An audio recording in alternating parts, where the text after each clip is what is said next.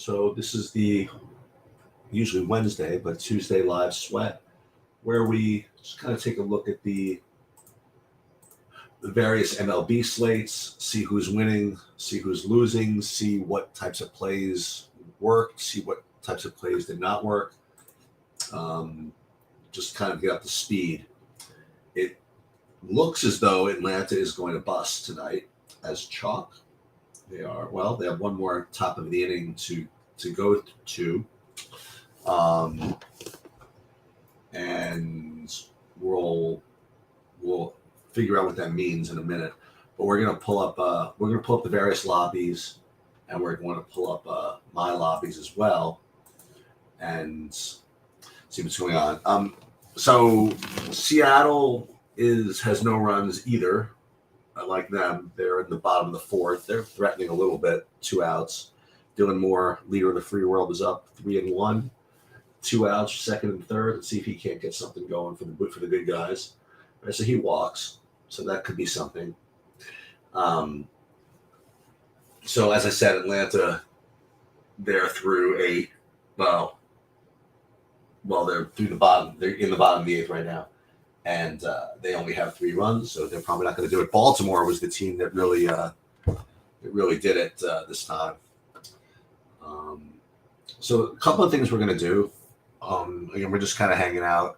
We're going to take a look at the lobbies, both DraftKings and FanDuel. Then we're going to take a look at my tennis thing, because they have this King of the Baseline thing, which they spent like 6 months getting qualifiers for. And they finally got 100. And so they're doing round 1 tomorrow, where they go from 100 down to 50. And I have 3 entries, so I have to figure out how I want to approach it.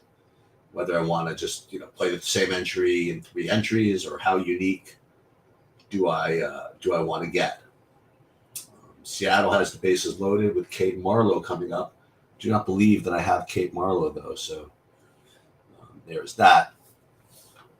So you'll see I have one lineup here that's, well, forget my lineups for a second. Let's see who's actually doing well here. So the Colts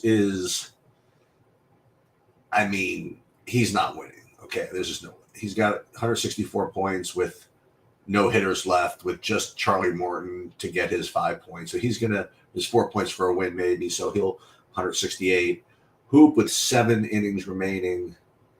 He's got 155, but he's got some Atlanta swipes. That's what he has left. He has 4 Atlantas. So none of these guys do anything that the Colts is going to hold. The check here, again, he needs the Atlantas. Mr. Good Seats, okay, so he's in business. So he's got, no, that's not true. He's got Dylan Moore, but so he's going to have some swipes to pass him. Then we have another one of Hoop's lineups here, and he had these Houstons, which are really good. This one's in business because he's got Cobb, who not only rates to get the win, but he's also still in the game. So we're going to keep an eye on that one. Some Dodger just made a double, and I have him in one of my lineups. Who's it, Muncy? I don't like these guys like twerking on the base pass. Anyway, who cares what I like? But this is a good lineup. He, again, is kind of relying on the Atlanta hitters, so we're going to look for the lineup. We're going to look for a lineup that, I'm going to do MMA in a minute, JDW. And of course, I saw these with 14% off. Yeah, that was pretty good that we won out of that. But we'll get back. We're going to do some MMA tonight as well. So this Tinderella, see, I like Tinderella, but he's 16 points away. But at least he's got some 2 unique guys. He's not relying on the Braves. There's a base hit for somebody from the Dodgers to score Muncy, so it's some lefty. I think I have him. I do have a Dodger lineup in the immaculate inning as well. We'll get to that. Oh, that's Peralta? Okay, I have him, so that's a single and RBI. We'll see if that has a chance. And the rest of these are basically all Atlantas. Atlanta. So what I don't look for are stuff like without Atlanta to be contentious, with more Atlantas. And this right here is a perfect example of why playing chalk is very difficult, because everybody's just kind of fighting with the same dudes, you know. Or at least this one's got Caballero. It's a little different, but he's not going to catch the Colts like this. This one, I got to rely on him. Okay, no, bro, he's got Cobb available, but he's covered by Hoops lineup, right? Okay, so Marlowe walks in a run, and which is going to bring up, I believe, the leadoff hitter, who would be Crawford. So we're going to see what happens with that. It's a good call by us about the Dodgers getting a Merrill Kelly, huh? That wasn't bad. They put a 5 spot up. Still nobody out in the third inning. Okay, so let's see what this Fadapo has got, because this one.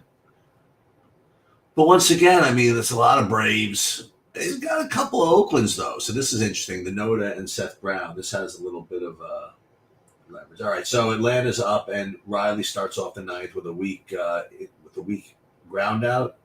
So all these Atlanta lineups are about to go into le garbage. 25, 10, but there's more Atlantas. All these folks with the Atlantas. I wonder if my Seattle's, these guys can get in gear here. I want to see. So like this lineup I have now, this is a stupid Atlanta lineup. But I got some others here. I got some others that are. This is the Atlanta one.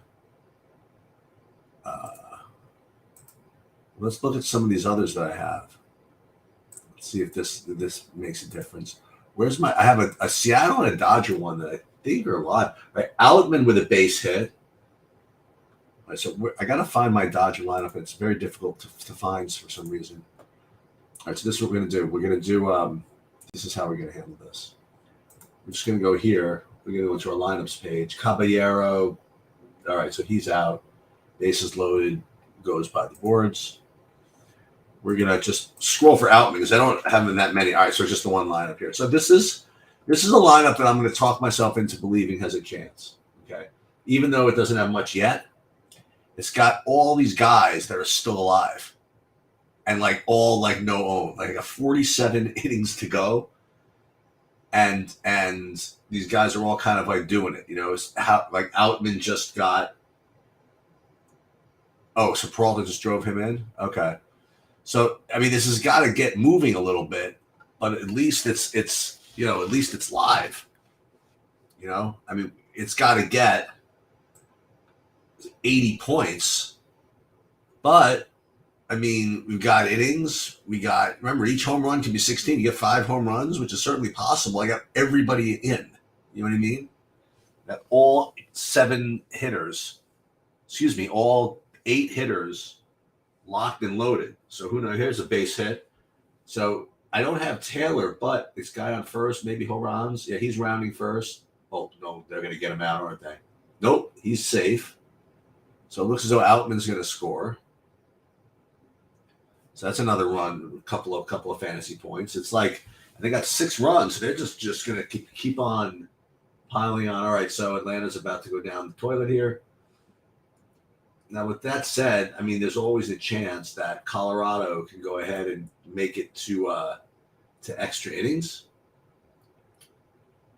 Or you're in the top 5 of the 88? I'll pull that up in a minute. So I'm going to talk myself into believing that this lineup here still has a chance. So we'll just see. First of all, let's watch Rosario make out here. Runner on first, 2 outs. I wonder, if Colorado scores 2 in the bottom of the 9th, then they go to extra innings and Atlanta puts up 12 runs in the 10th. I mean, it's certainly possible. And so runner on third for, it looks like one of the bottom hitters, like, say Vargas or something like that. No, Rojas, right? All right, so this is a Seattle stack. This isn't doing anything. But I don't know. I mean, I didn't say that. Meanwhile, Alex Cobb is just freaking grooving. And Merrill Kelly gets out of the inning. He's not happy about it. So we got 6 runs. So this is the one that I have I don't know. I think I have a shot. I really do. Just because I'm live, you got all these guys. I'm in a good spot. Pretty much, list half of this lineup is low owned. And you think about it, he's not even close to being in the money, but I don't know. What's this one? This guy's pretty good. What does he have? I mean, but he's from Oakland. This one could be good. I like this one. So Atlanta's out. So, well, they're not out. They have to wait to see if Colorado scores 2 and gets Atlanta another inning. That would be very tilting for the people that faded Atlanta, because they'd have to sweat again. So let's just take another gander at this. So who's the favorite here? Yeah, so Hoop is basically dead. Like, all of these Atlanta lineups are just dead. Well, this one actually could be interesting. So he needs to can he get another 12 fantasy points out of Cobb?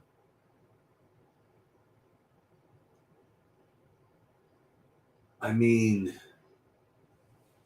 I don't know how many pitches he's thrown. Let's pull this up a second. So Cobb has thrown he's thrown through 5 2. Oh no, let me go over here. 5 2/3? No, 18. It doesn't have his pitch count here. Only 82 pitches. So he can go at least another inning. You can't get a shutout. They're not leaving him in 9, that's for sure. So I don't think it's going to be tough for him he's got to really strike out the side to get there, because he'll get the 4 points for the win, but that still leaves him at 8 points short. So you need like 3 strikeouts to get there if he's only got 1 more inning. So it looks as though Colts is clear of him. This guy's going to have some swipes with Good Seat's going to have some swipes with Dylan Moore. And yeah, so all right, so now they're going to the bottom of the 5th in Seattle. Just trying to see who else has a shot here. I mean, quite honestly, like all these guys. Look at this: Atlanta. Cobb's not enough. All right, so this guy Bailey. I mean, at least he's, like I said, at least got swipes, and DeJong. So Tinderella is at least live. And bro, again. Okay, so he's got an Arizona guy at least. At least he's got a swipe. And Cobb. So again, he's 146. He's only, 1 2-run homer away with Pham. So that's certainly live. So it's 2-2. Nobody out in the Atlanta game. Oh my God, Diaz just crushed one. Oh no, my God!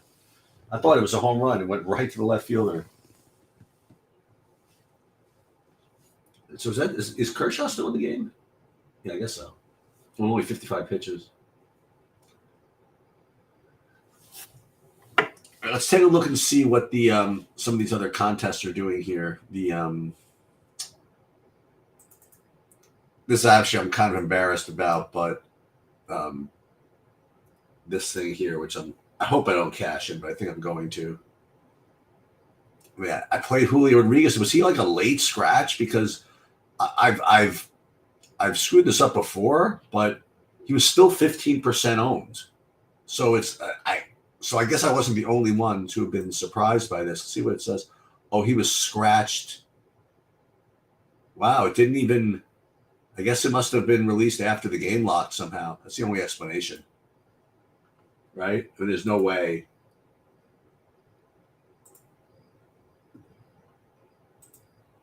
Yeah, I wasn't following when he was actually ruled out, Julio. I did somehow get a notification about about Kirby being out, and I was able to swap him for Steele. Thank God. That's like typical Sheets move, is to not notice that kind of stuff and have like 40% Kirby and have the rest of your lineup just go crazy.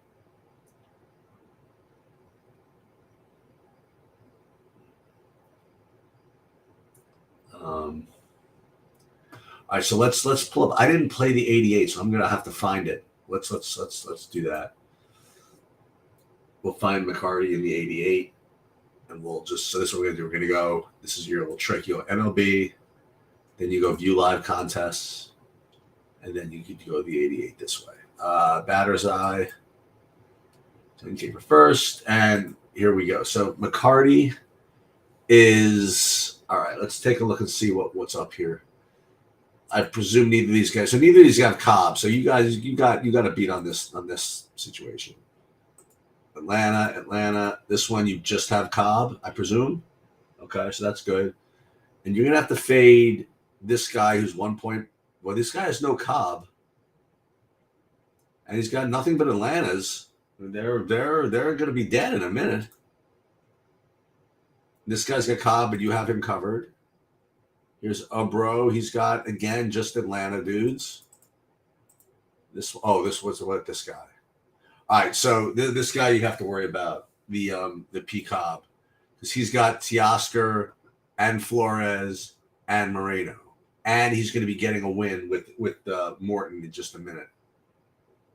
So that guy is going to be a pain in the neck. I'm sure you've been looking at the. You probably look at a lot more than I have. I'm just getting a quick beat on it.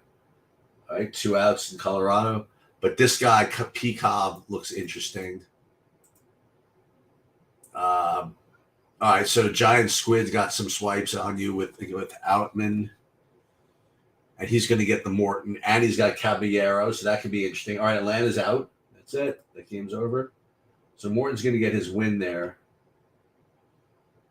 And let me pull these up again. So let's pull the Dodgers up over here. Obviously, I can't show this as like massive copyright infringement, so we're not gonna risk that. Okay, so we're gonna put Seattle over there. I want to get all 3 games up, so at least I can viewing, and then this one. And I'm watching the same commercial for Thrivent Asset Management on all 3 screens. So I guess we got commercials everywhere. All right. So let me look at FanDuel. I think I'm getting crushed on FanDuel. I think I played mostly Atlanta. Let me just see. There's no way I'm doing well on FanDuel. It's not possible. I mean, I'm cashing for some, but it's nothing good. I played 10 lineups in this great Grand Slam thing. Seemed like a good thing to do, but not going to be particularly useful. So looks as though I'm going to lose a little bit there. I'm going to lose a little bit in the NME as well. Okay, so Mookie's up, and the Monsters is totally dead. So Mookie, it's 1-0 on him. Now it's 2-0 on Mookie. Let's see what these are like. Yeah, this is all a disaster. Mookie 2-0. It should be a strike. No, they didn't give it to him. Merrill Kelly not getting the calls today. All right, 3-0 on him. Suarez is up with the guy on first. I don't know who is on first. We'll get there in a minute. Well, Suarez is up. Runner on first, nobody out. And he takes a hanging curveball for a ball. And Mookie just pops it straight up in the air to the catcher. That sucks. All right, so he's out. Suarez 1-1, runner on first. He takes strike 2, 1-2. Freeman's coming up for the Dodgers. I'm going to take a look at the MMA slate. Take an early look here. I mean, not that early. I could probably do the preview tomorrow, but I'm waiting for a replacement fight. Oh, Suarez deep to not deep to center. Totally an illusion. Just kind of a lazy fly, actually. So who's on base? for, oh, I guess it was Crawford who got the first. All right, so Teoscar Hernandez is coming up. He's runner on first, 1 out for him. 2 outs in the Freeman is out, so 2 outs to the Dodgers. Ball 1 there. And Cobb is just mowing them down. There's another strikeout for him. Okay, that's good. And also put some fear of God into the Colts, because I think if Cobb strikes out the side, the Colts catches what's his name in the immaculate inning. That would be pretty tilting. I want to see that actually. I want to just confirm that. So he does have 1 strikeout, or if he does another inning.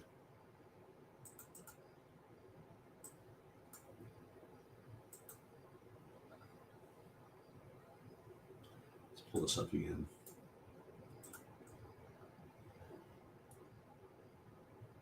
And so he's going to need another.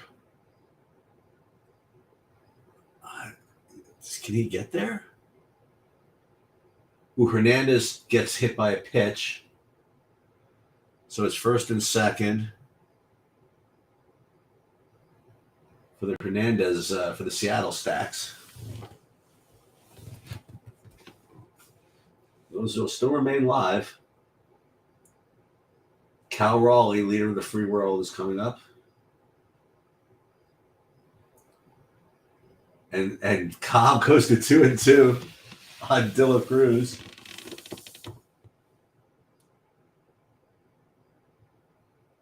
Raleigh takes 0-1. So this is like a legit sweat here.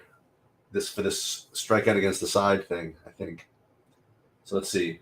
It's 2-2. Cobb brings it. Nope. De La Cruz somehow holds off. Cal Raleigh hit through. Oh my God! Cal Raleigh hits into a double play. Must be something wrong with the world. Oh, De La Cruz does not strike out, but he grounds out weakly. But like you said, he might have bought himself another inning because he's got this no hitter going. I mean, he only has 80. Was that 92 pitches? You can tell. I can't read that. It's either 92, 93, or 83. In either case, it's 2 outs. He's facing a lefty. And he's just dealing. Oh, that was kind of a weak pitch. 1-0 here.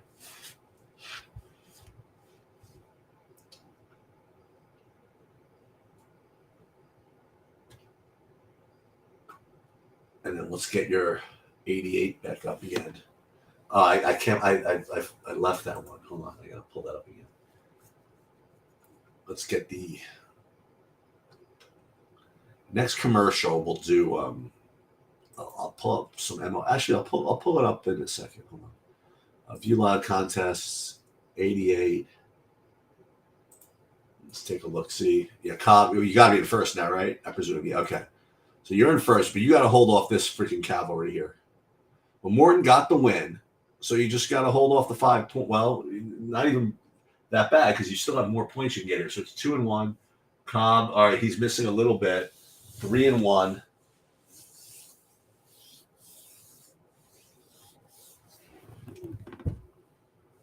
Kershaw is back in. He's doing a nice job. Only 64 pitches. It's a great pitch.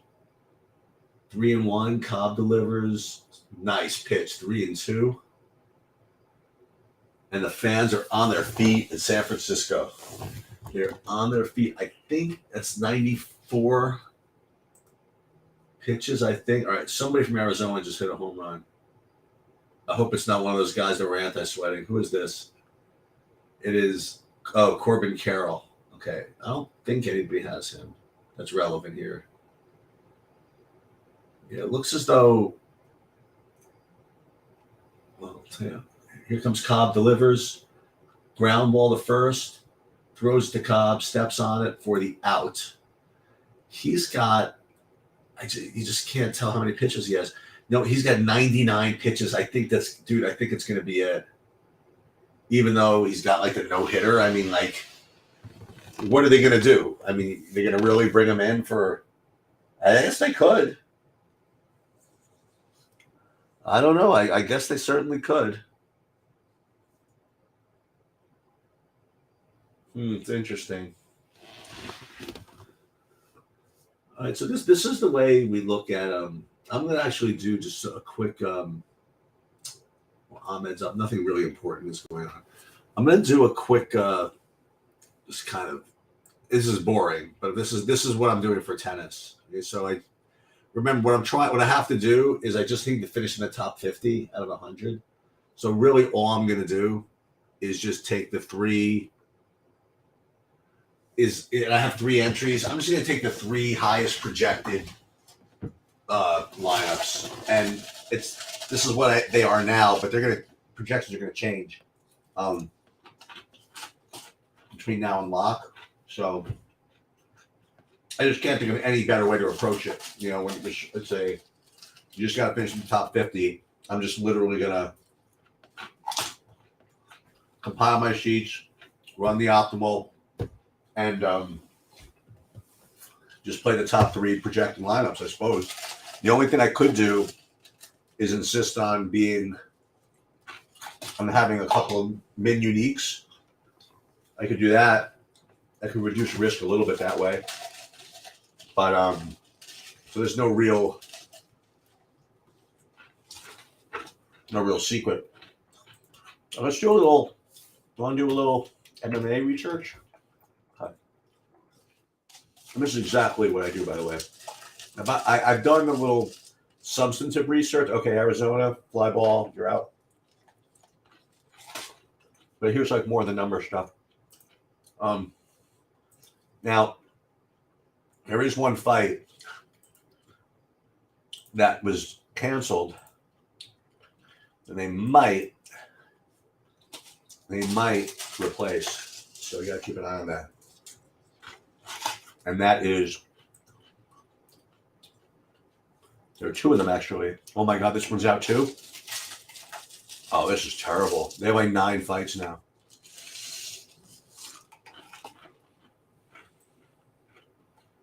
What is terrible? 9 fights. Well, you know, I am gonna tell you one thing that I'm sure about. And I mean, I don't know why I need to save this for the video, but I'll get to it. But if you're really going to only have 9 fights, it's probably a terrible thing to play the lottery. It's almost impossible. Sorry. To even remotely get unique. So I was kind of hoping that they add some fights here. We'll see. But this is the way I look at it. So like from the bottom up, see Basharat and Rodriguez, and I kind of look at the odds here. You know, he's minus 300. I just want to make sure that there's no line value there. No, I mean 9,200 is pretty much where it's supposed to be. So at 9,200, I mean, he probably needs to have an inside the distance prop of about minus 110 or a lot of takedown upside. Now he does have some takedown upside, so that's something to consider. But take a look and see. And I'll let you know if anything important happens in Arizona. Guy goes this guy runs second with nothing. 2 outs in San Francisco. Seattle's pitching to Oakland.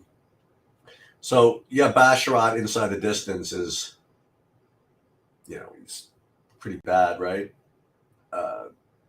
Well, he's a plus 225. So you're really relying on him just getting multiple takedowns, and it's tough. It's a tough call in 9K. I mean, I would consider him not a very good play, actually.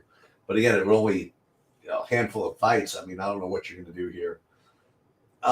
This Ange Lusa Reese McKee fight, I think this fight's going to deliver. I mean, I watched some tape on both these fighters. I mean, they do not defend themselves.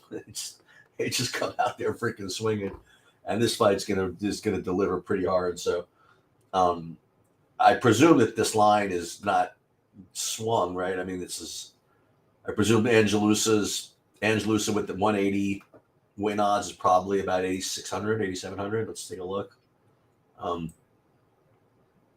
Where is he?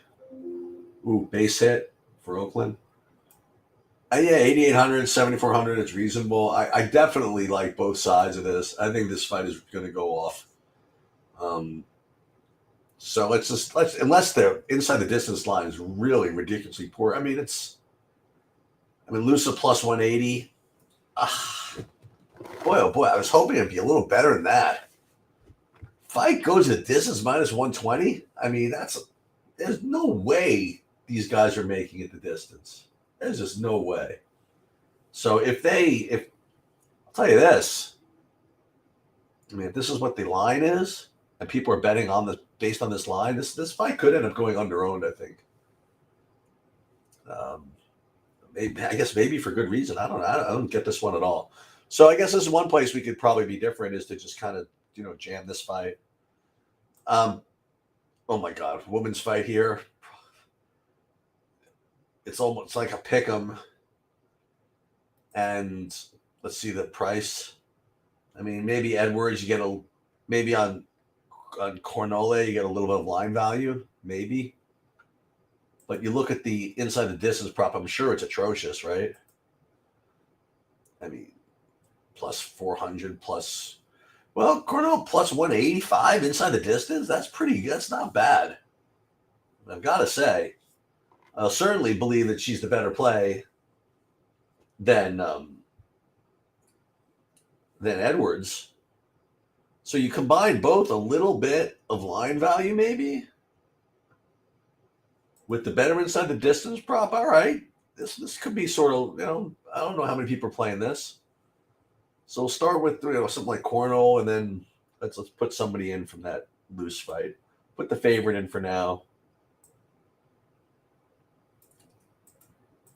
All right. We're going to move up the card as far as this listing here goes. So Zara Fairm versus Jacqueline Cavalcante. Huge favorite, probably 9,400 on the board, right? I'm just going to check. Where is she? Yeah, 9,400 on the board, and there's just no way that she's going to have an inside distance prop big enough to justify this. I mean, for 9,400. And I'm keeping an eye on these games. Don't worry. Cobb is back in the game. Strike one. Let's go. Let's go. This is amazing.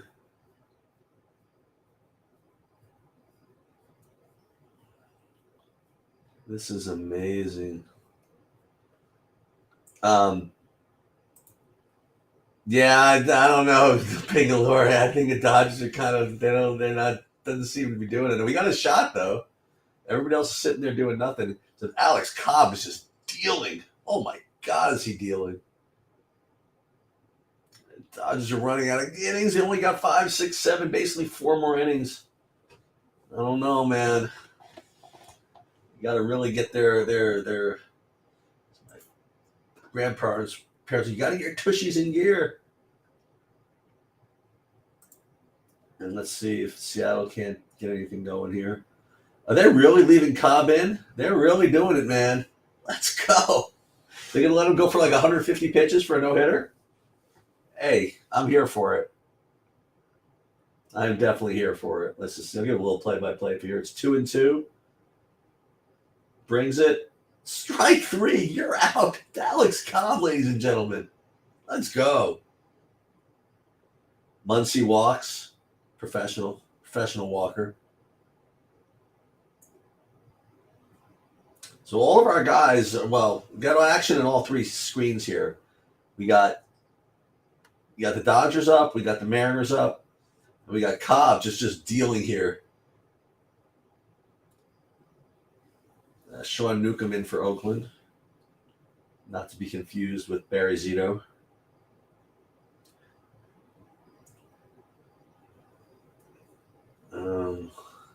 We'll get back to the MMA in a second.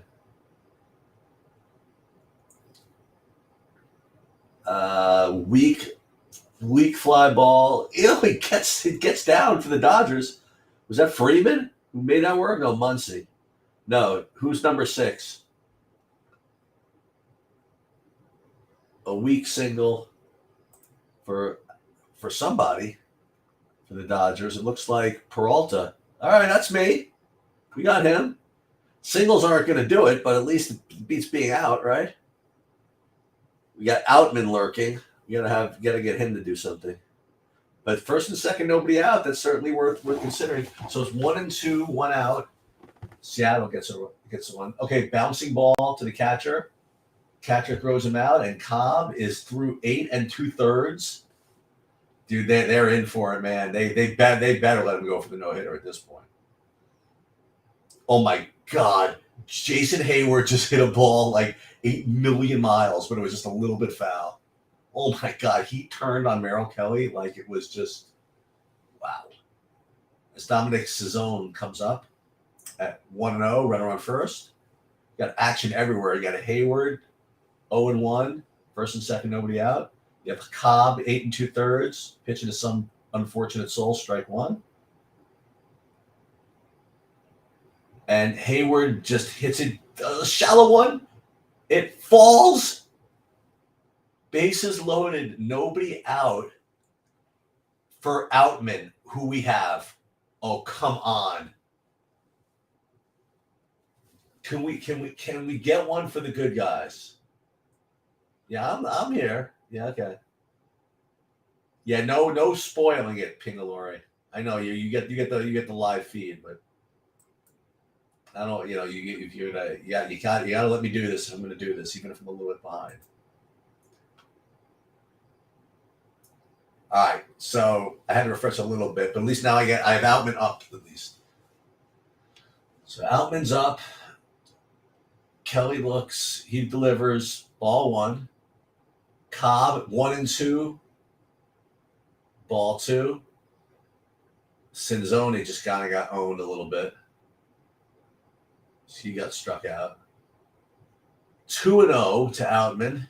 Oh my God, this is your pitch, buddy. Come on, one time. Oh, it's not going to be deep enough. Oh, you get the sack fly though, but that sucks. No sack fly. Oh my God, you suck. I mean, this guy scored, but Peralta got out going to third. And it looks as though Cobb got out of the inning. Oh, that's a terrible, terrible thing that happened at Dodger Stadium. So first of all, I mean, just no hustle. Freaking Peralta. You stink. Now Dylan Moore hits into a double play. Just crushing. Just getting crushed. He did not get tagged, by the way. I don't think he got tagged. We're gonna see a replay of this one. Let's see this. Peralta, nah, he got tagged. I think he got tagged. So now the Rojas, who I don't have, is going to come up and probably get a home run now. So Dylan Moore, they're challenging over there.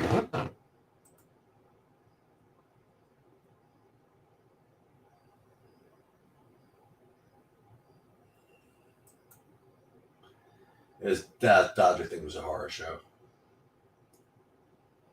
Yeah, big catch for Alex Cobb.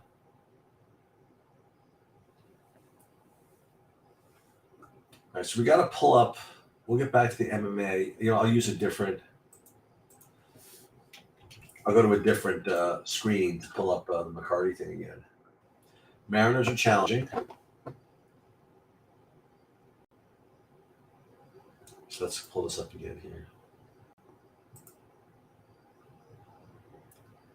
Where is this live? MLB. View live. Yeah, I didn't play the 88, Bobby, so it's like a little annoying. have to pull this up like this. But okay, so this. Oh my God! Oh, bro, with just all the Dodgers, you are so dead. Like Chris Taylor, that drops. Yeah, bro is gonna just gonna chew you up and spit you out here. Sorry about that.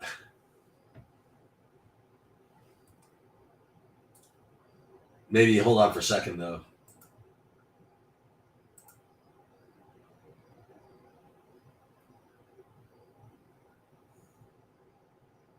And so I guess they ruled what's his name safe more. So it's runner on first. Cade Marlowe.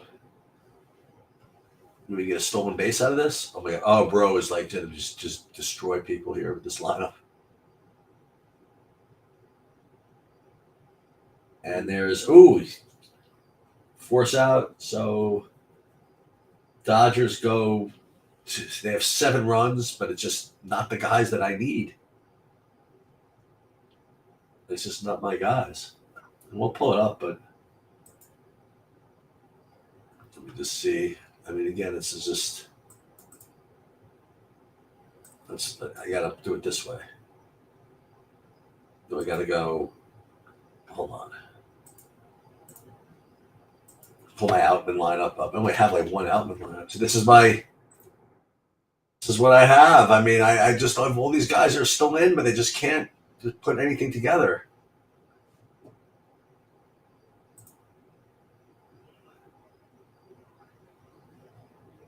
You know, just we're rather unfortunate.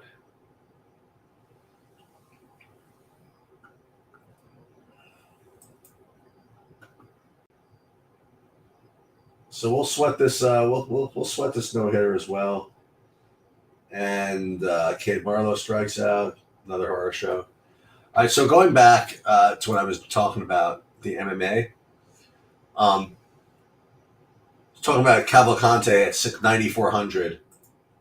She's not going to have the good enough inside the distance prop. There's just no way. I mean, at best, they'll give her a minus 110. That's just at 9,400. That's not going to be that great. So probably not going to want to play her. This Loughran is out. Morgan Charrier against Zucchini, another one that's like 90, probably 9,300 or so. Take a look at it. 9,100 is pretty reasonable actually for those win odds. So is it possible we get a minus 110? I believe so. I believe we can get that. Yeah, minus 110. All right, that's good enough. So certainly prefer Charrier to that woman fighter from before. Move up the card here. Gomes is canceled for now. You have Volkan Oezdemir versus Bogdan Guskov, and this is again at minus 180. We have a walk at Cincinnati. Then we're expecting about an $8,800 fighter out of Oezdemir, or 8,700, and you're getting 86. You're a little bit of line value, and I think his inside the distance line wasn't bad. If I recall, yeah, his inside the distance line at minus 105 at 8,600. That's sort of elite. I mean, this is a very, very strong play. And then Benoit Saint-Denis versus Thiago Moises. This is, we got to run the score out of San Francisco. This is, that's right. We keep forgetting that we have to anti-sweat Flores, right, for the smart cardie. We'll pull that up in a minute. And don't worry, anything important happens in the baseball. So this line is going to keep steaming. I think by the end of the week, I think Saint-Denis is going to have probably some line value here. Everybody loves playing him. So like right now, he's minus 140 or so, counting for big. So he should probably be about 8,500. He's what is he? 8,500. He's going to be extremely popular. I mean, everybody's going to play him. I mean, he's just coming off a big first round knockout as an underdog. He's just got all kinds of just aggression and stuff, and people love playing him. He's going to be insanely popular, and maybe for good reason. Let's start with his inside the distance line. It's like plus 115, which is pretty good for that price. But not only that, but he's got takedown upside, high pace. I mean, this is just, extremely strong, to say the least. And on the other side of it, I mean, Moises, I guess, is going to put up some good leverage. Okay, you have to anti-sweat Fam. That's good. Fam grounds out. I know that one of McCarty's nemesis had Fam. Moises inside the distance plus 325 is just not going to be good enough. So it's either Santini as chalk or nothing. Manuel Figueroa versus Rose Namajunas. Now I think Rose Namajunas is going to be a pretty popular underdog here. I mean, she's got name value. She probably is a good looking underdog. So, she's plus 150 or so. And you look at the price, 7,300. This is a extremely strong play. Now, I don't know how much upside there is. It's a fight that's going to be, pretty conservative. I think it's going to be pretty conservative, I suppose. The inside the distance line, you have Figueroa inside this plus 275. Namajunas plus 375. It's not great. But remember, when you're dealing with a 9 or 10 fight slate, it's not as important to get this huge ceiling. So I think Namajunas just makes sense as a really, really good underdog. I think that so much so that Figueroa is going to end up being a pretty cool leverage play in GPPs. And then, so here's the deal. And for those of you that are just watching baseball and don't really follow MMA, this is if you want to really know how to play MMA, this fight is the perfect example of that. I did a card back in March that was very similar to this. That was when Peter Yan was against Merab Dvalishvili in the main event. And I spent about 15 to 20 minutes on that one fight, just essentially explaining why you're probably just supposed to go all in on Merab. And he ended up scoring one of the top. Forget that he ended up scoring one of the top scorers in the history of MMA. It was just, even if he had lost, it still would have been the right thing to do. And this is the reason why. Right? So it's the same fight. It's not exactly the same because the skill level is a little different, but you have a clear matchup of striker versus grappler in Yan versus Spivak. And the thing is that you have to think about these things in terms of full win condition. If Spivak wins, okay, the only way that he is going to win, now I don't say only, it was almost a base hit for Arizona, is his path to victory includes a combination of takedowns and finishing. Okay, he's not winning a decision and he's not winning a striking battle. Okay, and here's the really important thing you have to remember about DFS is that you don't want to debate whether he's going to win or not. Okay, you could argue till you're blue in the face that he's not going to be able to get the takedowns, that Cyril Gane is that much better on the feet, and you'd be right. Okay, but yet still the price is priced such that 40% of the time he's going to win, right? And 40% of the time in this particular situation, he's going to win and he's going to be on the optimal. It's just almost impossible for his path to victory to not accompany a trip to the optimal lineup, as opposed to Gane, who can win and not be in the optimal. He can win a decision. He can get a third round KO and not make the optimal. So this is a situation where, listen, I know you're not going to like it, but you're really supposed to go all in on Spivak. Okay, even though he's a 2-1, he's only going to win the fight 40% of the time. When you plot when you plot, say the 50 top scores, you run this fight infinity times, and then you just plot the top 50 scores. I would say 40 of them are Spivak scores. You know what I mean? I wouldn't say 40 of them, maybe 30 of them are Spivak scores, and those are all in the optimal. because he's only 60, he's only 7,400 or something like that. So I'm going to give you, because you're here, and we're going to kill a little bit of time before Cobb comes out to the mound, and we'll sweat that one home. Here's a nice little idea for you guys. This is legit, like, advanced shit. Okay.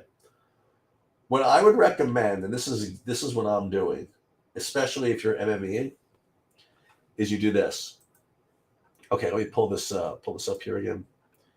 You see that you have Gone is 8,700, Spivak is 7,500. What you should do, and what I'm going to do, is I would play 50% or some percent. Let's just say 50% of my lineups with Spivak, just like my favorite, my favorite 50% of Spivak lineups, my favorite ones. Then the next thing I would do is I would play my favorite 50 Gone lineups. Okay? So I rebuild with all my other things and play Gone, and then swap Gone out for Spivak. Okay? What it's essentially doing is setting another rule to leave 1,200 on the table in Spivak lineups. And the reason that we do that is that there's a lot of people that are going to be playing, that play using the optimizers, and they're going to put these lineups together, and when they have $1,200 left in the last spot, the computer is just going to give them Gone, and instead of Spivak. And probably for good reason, because listen, this median projection is going to be higher. So what you're going to get when you play that way is a very unique set of lineups, okay? Because it's very difficult for people that play multiple lineups to get there unless they do it on purpose, okay? Because if Gone is going to project, it's like the top median projection on the slate, or at least one of them, and if you have 1,200 left in your build, the optimizer is going to give that to you. So that's what I would suggest. Depending on how many lineups you play, is you either do one of two things. You either set a rule for a certain amount of lineups to leave 1,200 on the table and lock in Spivak, or the opposite, or play your favorite Gone lineups and then just swap him out for Spivak. Okay. I think that that's a pretty, one might consider it basic, one might consider it advanced, or whatever it is. But yeah. And the thing is that to your point, JDW, he does have a good inside the distance line at minus 130. But remember that the inside the distance line for him, it's spread out also across different rounds, right? If he knocks him out in the first round, that's good enough, right? If he gets a knockout in the second round, that might not be good enough. I mean, it could be, but it might not be. And if he gets a knockout in the third round, I don't know if that's going to be enough.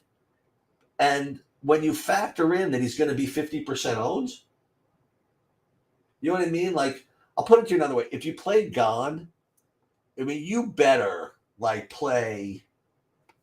I mean, who are you going to play? Like, if you're going to play Gone in a lineup, you're going to have to play stuff like like Farn, like Zucchini, something like that. I mean, you can't play like any Lusa, Ozdemir. You certainly can't play Santini. If you play Santini, Rose, and Gone, ooh, there's a home run for somebody. Dodgers home run. Any chance I have this guy wherever it is? It's Mookie. All right. We've heard of him.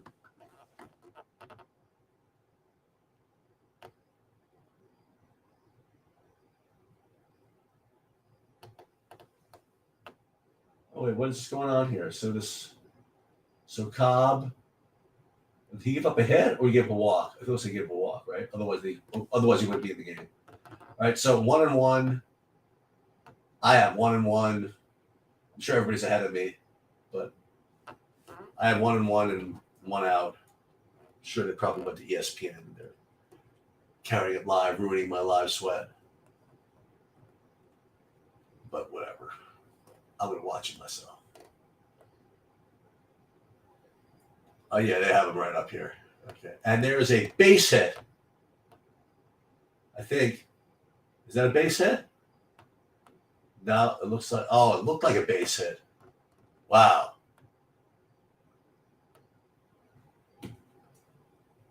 Well, that's crazy. I thought that was fair.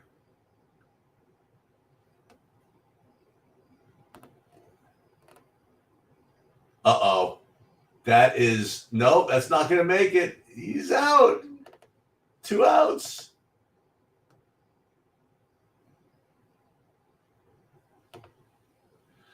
Okay, 2 outs for Cobb, and that's a home run for Betts. I got to pull these lineups out in a second. So I'll go back to MMA in a second. Oh my God, Suarez can't do anything today. It's not Seattle's day. It's basically not my day today. But we'll see. We'll see the Dodgers. See what they can do here. It's the 6th. I mean, they have 2 more innings. All right, strike 1 for Cobb. Runner on second. 2 outs. Spencer Steer is going to be the one to ruin people's lives. Let's see, 0-1. There it is. Nope. That'll do it. It's just amazing how that happens. He gives up the no-hitter and the shutout in one fell swoop. And there it is. Nothing to see here.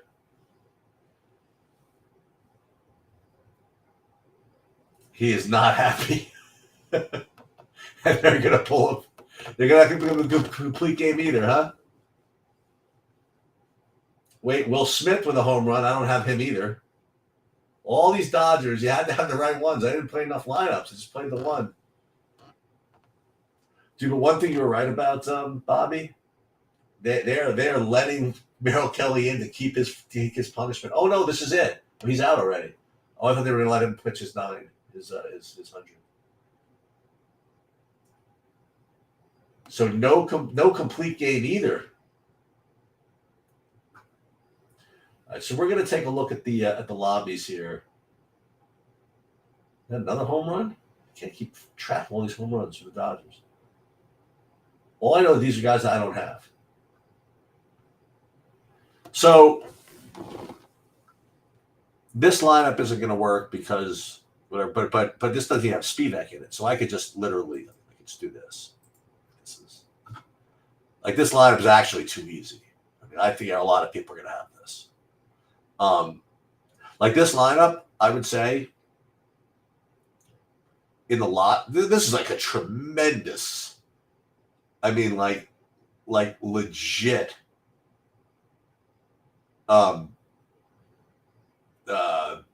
3 max cash, something like that lineup. I got to do a little more work on this Charrier character, whatever. But I mean, this is insane. This is really good. So what this means is this is going to be duped like 100 ways from Sunday. So what you could do, like instead of Lusa, you could play like McKee out of the same fight. And you know what's cool about this one? Like this, it does the aforementioned $1,200 left on the table plus with Spivak. Pretty cool, right? And then you could even, you want to pay up for the other, the Cavalcante or whatever. And I hope that, I'll tell you this, if Lofgren gets I don't know who pulled out here, but if Lofgren gets another opponent, I mean, he's going to be sort of the nuts. All right, so let's pull up some of these. I can't believe this. Mookie did get this, but still not going to be able to get there with this lineup. Let's just take a look.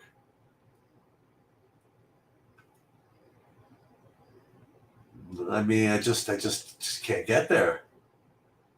I need 45 more points, and nobody seems to be able to do anything. Let's see what this is like. Did the Colts, can you hang on? No, there's no way. Yeah, no, the Mish is coming for him. There it is. I need your lunch money's coming for him. They're all coming for the Colts. All the Dodgers. They're all coming for him. Yeah, the Mish is sitting there like a Duke. Well, he didn't even get the Cobb win yet. Yeah, so he's officially dead.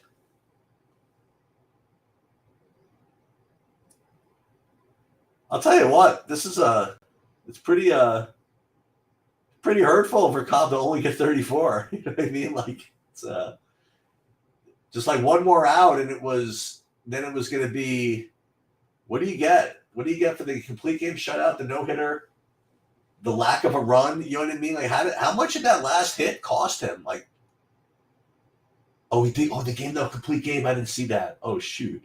Okay, so at least got the complete game. So you got 39. I think that one run cost him 42 plus the shutout plus the no hitter. I think. I guess they're allowed to.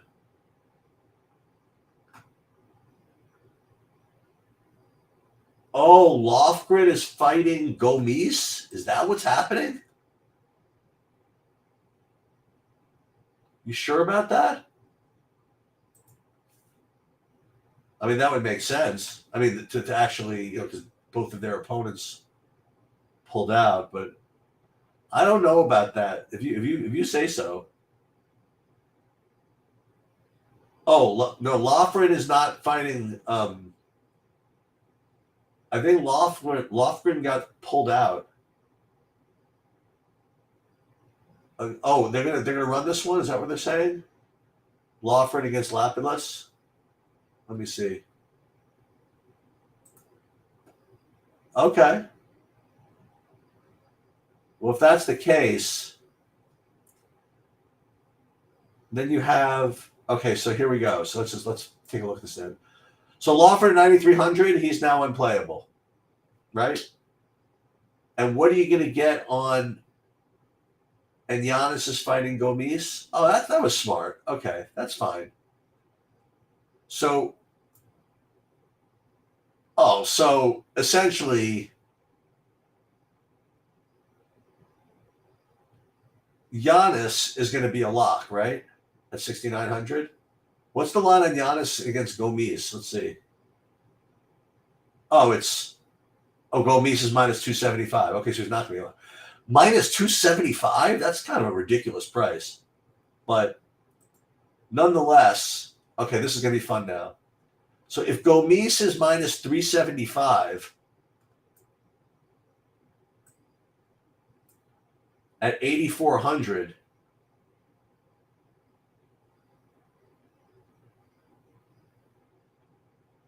So he's going to be a lock. So Gomis at 8,400, who is now in a new fight at minus 275. So this is going to be an interesting one, JDW.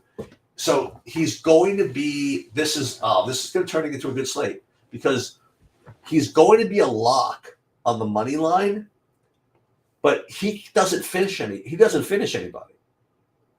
Like Gomis, you watch when the inside the distance line comes out, it's going to be a really funny line because he really just stays at range and he's kind of a striker or whatever, and he is not. He's going to be 8,400, so he's going to have all kinds of money line value, but he's not going to have a lot of finishing upside, I don't believe. And then the Giannis. All right, he's exactly probably where he's supposed to be at 6,900. And then the Lapidus, what's his price? Do we have to get him a price? Yeah, he's got to actually be given a price. All right, so you know what? They saved the card. I like it. So Lofgren's going to be unplayable. Although Lofgren is a freaking madman. I mean, I will say this, that He's a small underdog. You just can't bet him at 93. You can't play him 9,300 if he's a small underdog. It's not going to happen. So this is going to be fun, but I really do believe that that you're supposed to lock in Spivak. That's just my opinion. Yeah, Phil, I agree with you. He just I don't know if he's going to win. I just know that I watched a couple of his fights too, and he takes a lot of abuse, and he digs and he dishes it out too. You know what I mean? Like he's got a lot of energy.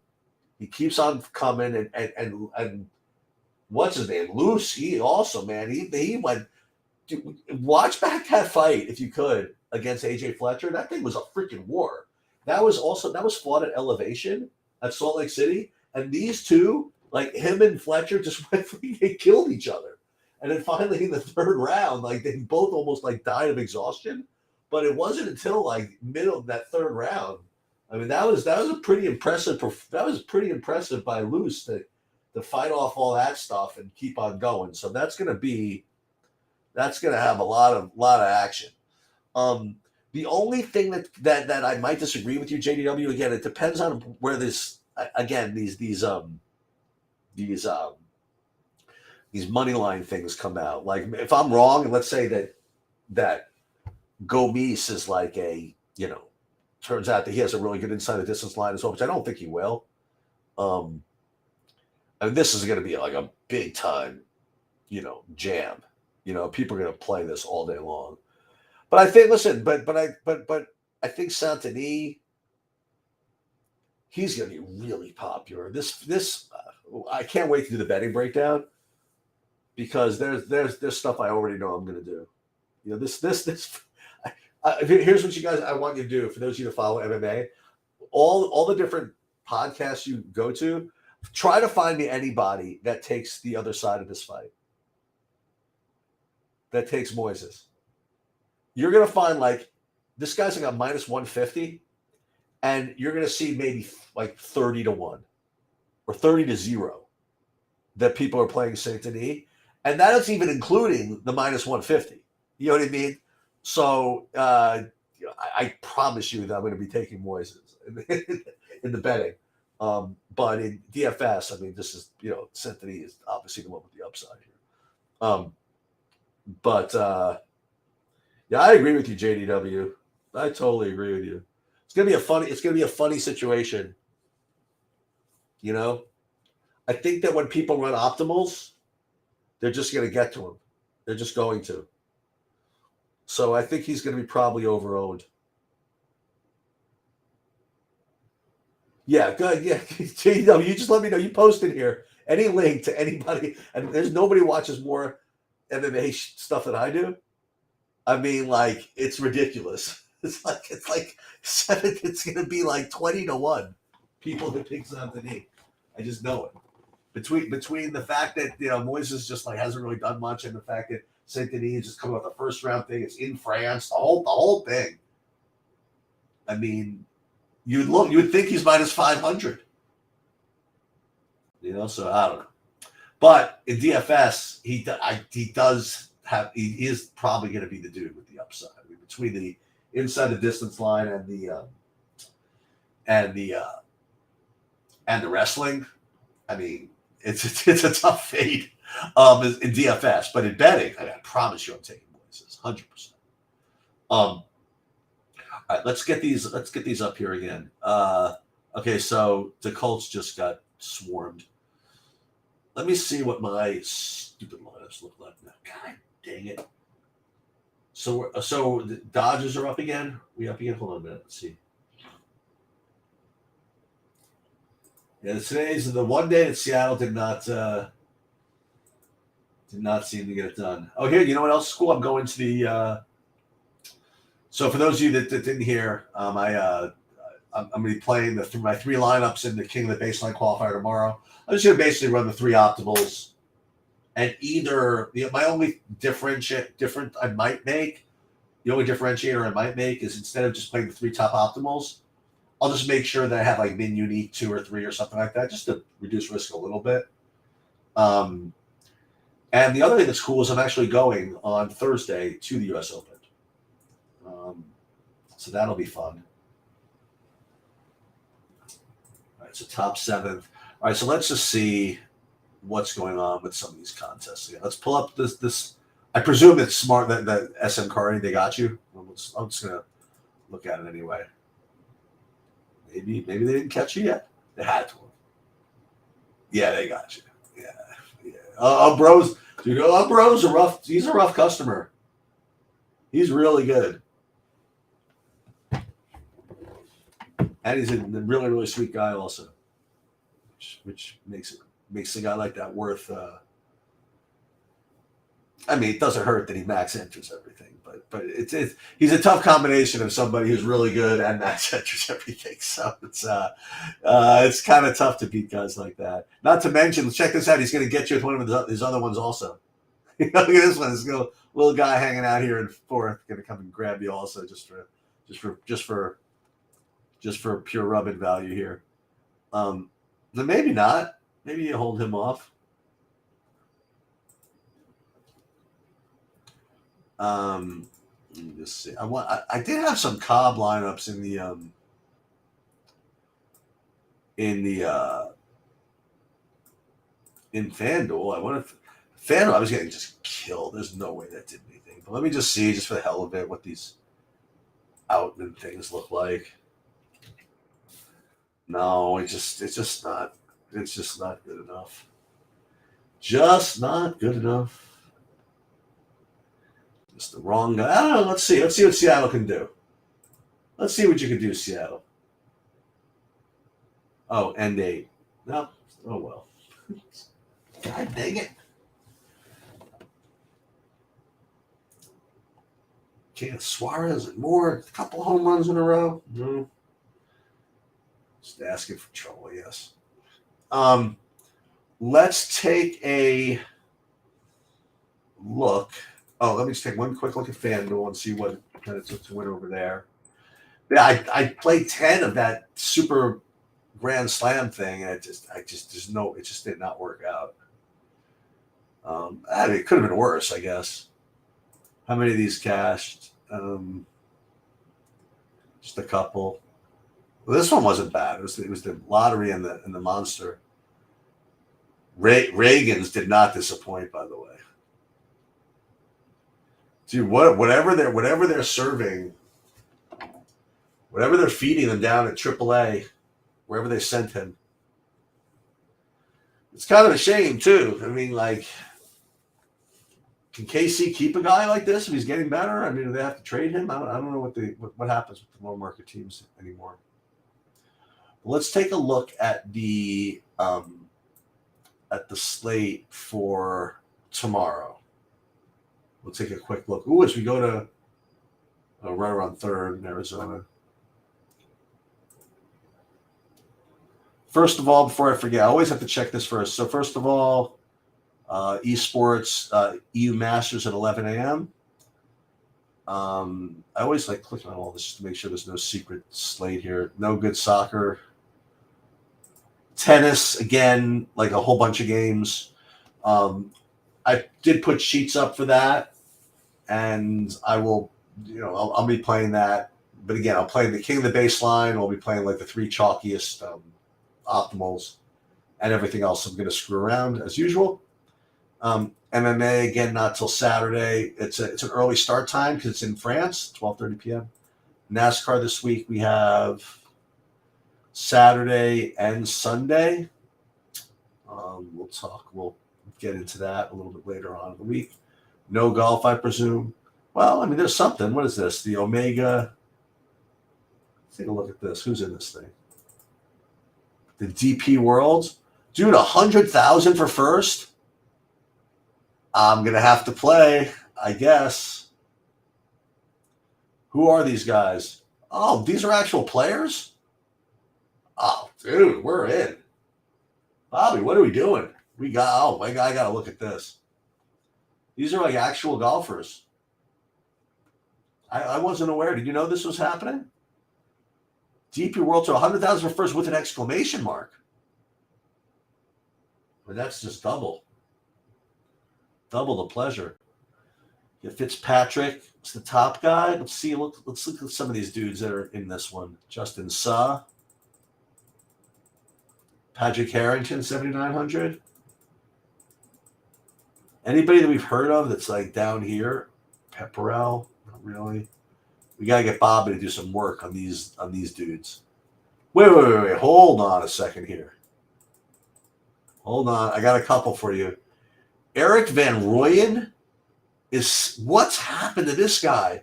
He is 7K in like a low level dude. Dude, I'm playing. I'm gonna get Eric Van Rooyen in like the worst field of all time at 7K. Bob, are you there? Do you see this somehow? What are you saying? You do any SK for MMA? What does that mean?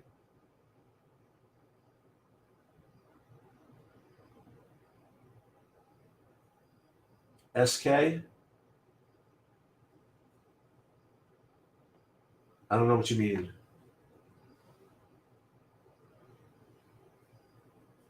Oh, State Kings? Yeah, absolutely. Sorry. Is that what that means? Yeah, Owl Labs every week. Yeah. I try to do everything that I play. You know, I don't miss anything. Even some stupid, 1K for first soccer thing, which I did last week. Yeah, definitely. 100% can do MMA. How sharp is the tennis field? It's not that sharp. I mean, but it's listen, it's people play narratives a little bit too much. You do get some good. I'll put it to you another way. Smart. Without doing too much screwing around, most all of my lineups are unique. Even in like 15s, even in like 17, 18 fight match slates, you don't get like these massive dupe lineups.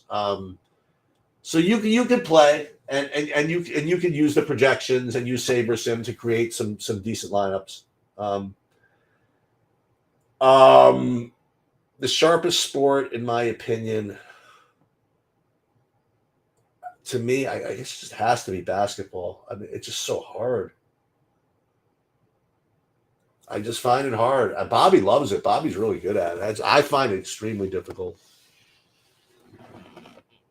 Just because the projections are good, the you got to be on top of the injuries. You got to be a expert late swapper too. It's really difficult to beat the NBA. I think. Yeah, I mean, you could be. Everybody's got their own opinions, I find basketball extremely difficult. I do. That's just because again, I think the late swap aspect of it is probably, and the late injury news just requires you got to be around the whole time. Also, that's amazing. You shot like hard. You really think basketball is easiest? I don't know what else you play. Baseball hardest, golf funnest. Yeah. Yeah, to me, golf isn't really fun because you don't really have a sweat until like you have a sweat like Friday in the afternoon, and then like Sunday maybe.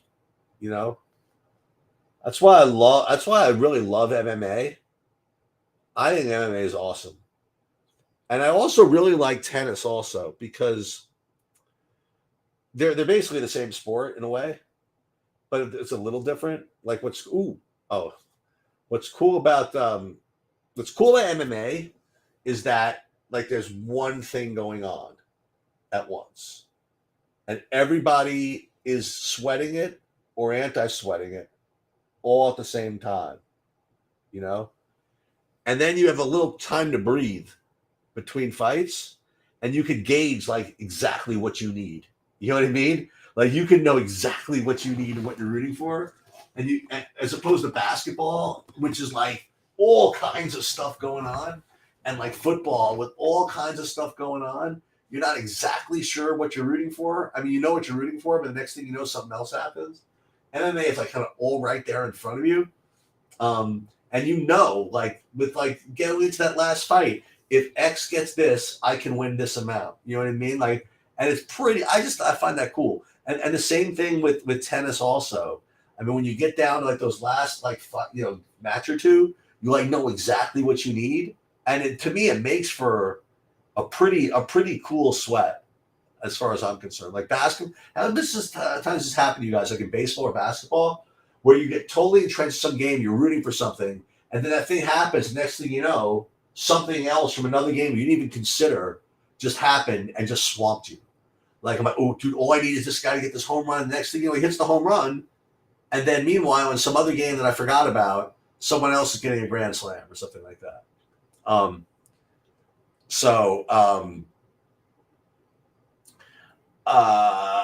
I also think that the sweat in some of the auto racing slates is really poor. Well, that's the thing. The hedge, dude, forget about that, Philly. So I can't even figure it out, but I have given DraftKings so much action in the sports betting place.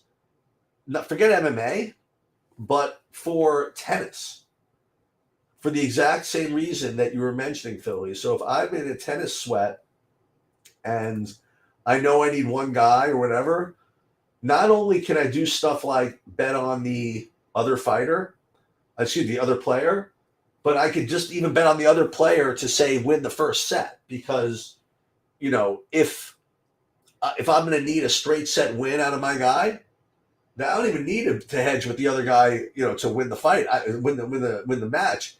Even just to win the first set is good enough. So I am giving them thousands and thousands of vig from all my betting in tennis to hedge, against stuff going on.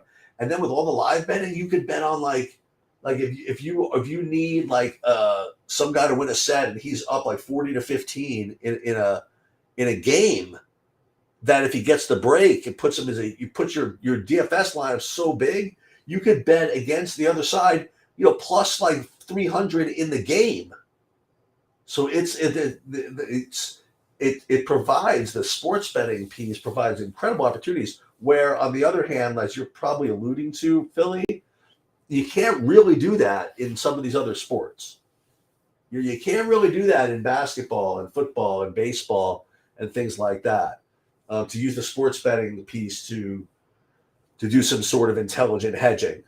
But I will say this, as far as like the analysis and whatever, I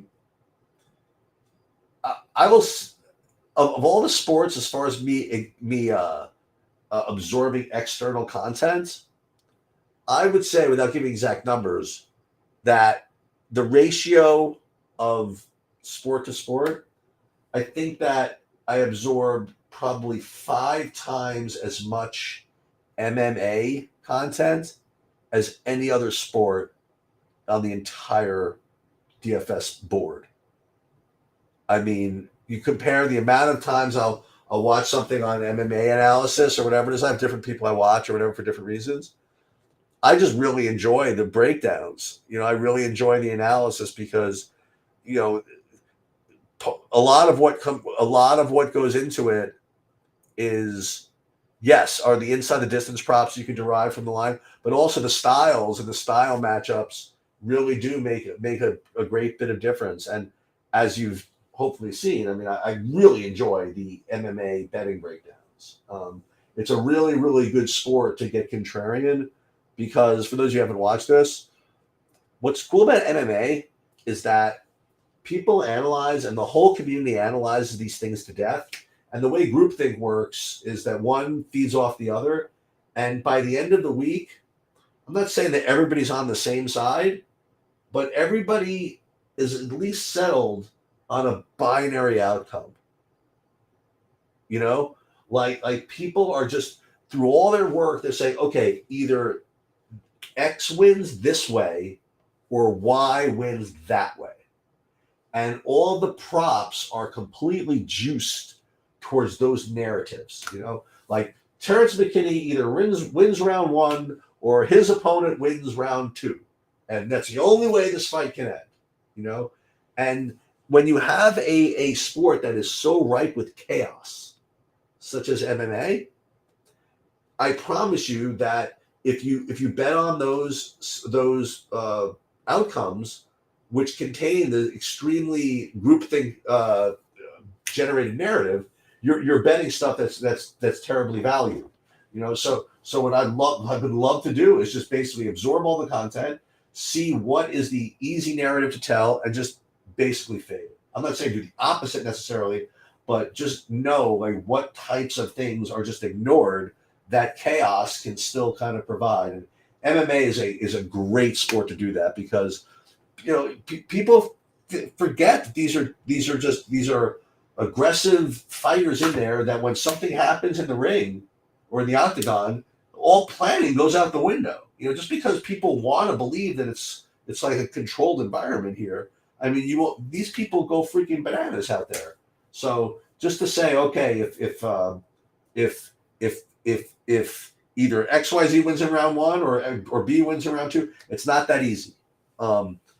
I still don't actually like fully watching it as much. I actually don't even mind sometimes. This is really bizarre, but I won't mind actually having the ESPN app up and just watching the stats compile as opposed to actually watching the fight. I don't know why that is. I mean, I sometimes really enjoy it, but sometimes it is sometimes sort of tough for me to watch. Just because of the violence and stuff. Maybe I'm like a wimp like that, whatever. But I'll tell you this: going live to those fights, that's pretty freaking insane, man. I mean, I didn't know anything about MMA, and my friend just always went. And when I got into betting it, I went with him. And now, whenever they're in town, I'll come to watch. I mean, that is an environment and a half, like going to a live MMA event. It's just.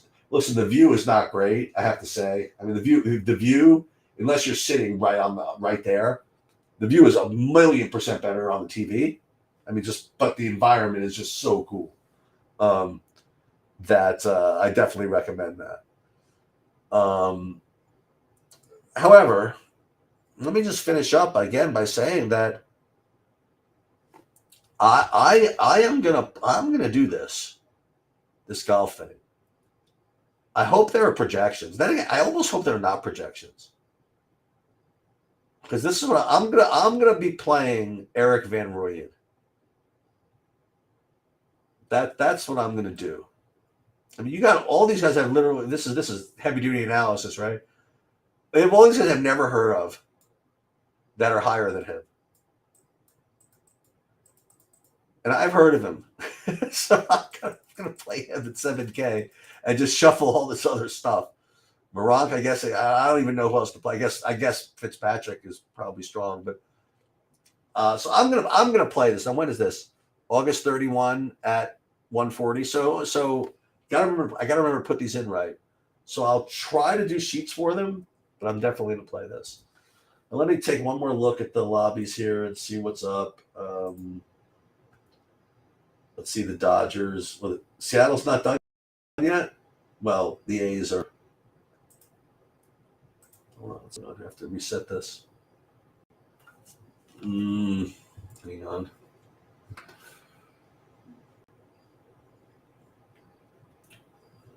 Yeah, so it looks as though the Dodgers are going to the bottom of the eighth. This is their last at bat.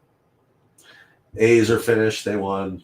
I mean, and it's not a good day as far as DFS goes, for me at least. All right, so I guess that's all I got for you guys. Oh no, you know what I was doing before I was so rudely interrupted by myself? I wanted to get to see what the MLB slate looked like tomorrow, and I'm glad I did, because I noticed that there's a 1:05 p.m. start time. So I am going to be live at 12 for that. Let's take a look quickly and just see what that looks like. Excuse me. So you're going to have Woodruff against Chicago. We got to watch the win there. Valdez against Boston. Logan Webb against Cincy. That could be interesting. Sonny Gray against Cleveland. Maybe. Cease against Baltimore. Let's see. Hunter Green against San Francisco. Bassett, Gibson. Ooh, Reed Detmers is pretty cheap against Philly. Sanchez, pretty cheap against the Angels. Crawford, Corbin against Rich Hill. Mikolas at 5,600. I mean, ugh, I don't know. Anyway, we'll take a look at that tomorrow, and we'll definitely go live at 1. And I hope this was somewhat informative.